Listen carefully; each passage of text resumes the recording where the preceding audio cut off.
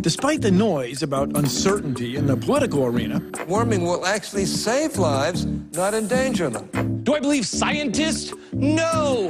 the fundamentals of climate change have been understood by scientists for decades.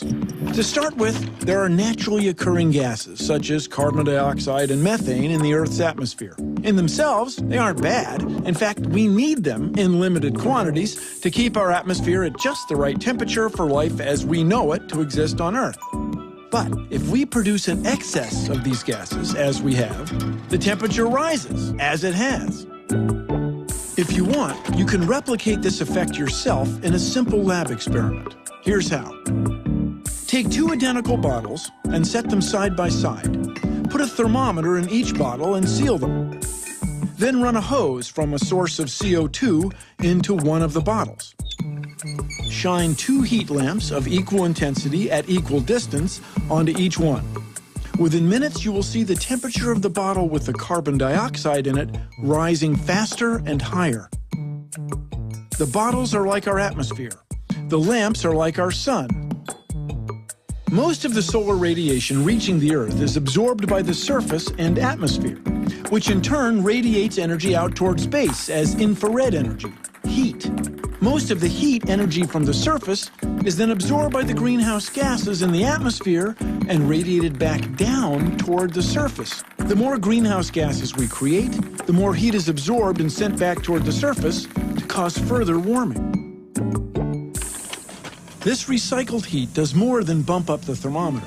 Warm air has the capacity to hold more moisture, and water vapor is itself a greenhouse gas. So there's even more warming, which means the planet's entire hydrological cycle, the water cycle, is affected.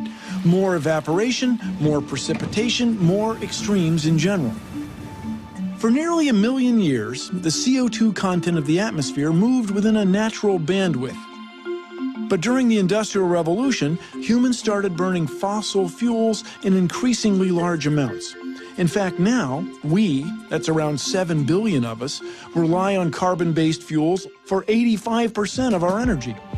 Humans currently produce around 35 billion tons of carbon dioxide every year. About 55% of that is absorbed by the ocean, land, and vegetation, while the rest remains in the atmosphere. Most of that excess comes from burning fossil fuels. And more than half of the emissions come from power plants and factories, while about a third comes from our various forms of transportation. If we continue the current trajectory, by the time our children reach middle age, the levels of atmospheric CO2 will reach twice that of our planet's long-time natural levels. That is why we're already seeing the temperature increase, and we're already seeing the consequences. 4% more moisture in the atmosphere above the ocean is enough to transition to a new normal. Dramatic weather events, floods, storms, droughts, fires, they're all happening at a frequency and intensity we've never experienced throughout human history. In other words, climate change. We've set this chain in motion, but the truly cataclysmic changes can be prevented if we act now. Carbon dioxide is not a harmful gas, it is a harmless gas. The first step is to separate fact from fiction. This climate science is no longer a matter of opinion, politics, or dogma. So let's not let a few dirty energy companies fool us or slow us down. There are now increasing numbers of affordable, clean tech energy sources, all available to us in limitless supply. By embracing them, we will create jobs and improve the economy. The current climate crisis is reality. We can't wish it away.